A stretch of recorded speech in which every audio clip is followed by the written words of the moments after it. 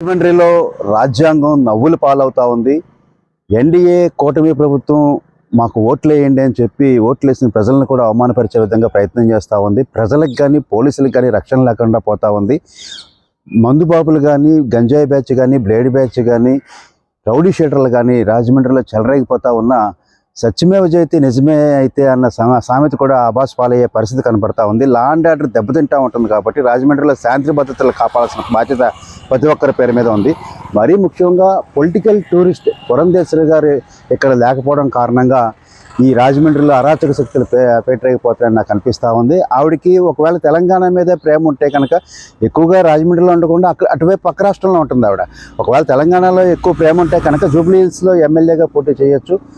నన్నేదో Congress party ఉనికి లేదు, లేదా ఉనికి కోల్పోయిన పార్టీ మనగడ కోసం అని చెప్పి నన్ను అంటూ ఉన్నారు. కానీ వాళ్ళ పార్టీ అభ్యర్థికి వాళ్ళకే ఉనికి లేకుండా ఎక్కడెక్కడో తిరుగుతూ ఉన్నారు. కాబట్టి నా గురించి మాట్లాడకుండా, పార్టీ గురించి మాట్లాడకుండా ప్రజలకి ఇచ్చిన హామీలు అమలు చేయాలని కోరుతున్నాను. జేటీ రామారావు, ఏపీ జేఎస్ నాయకులు.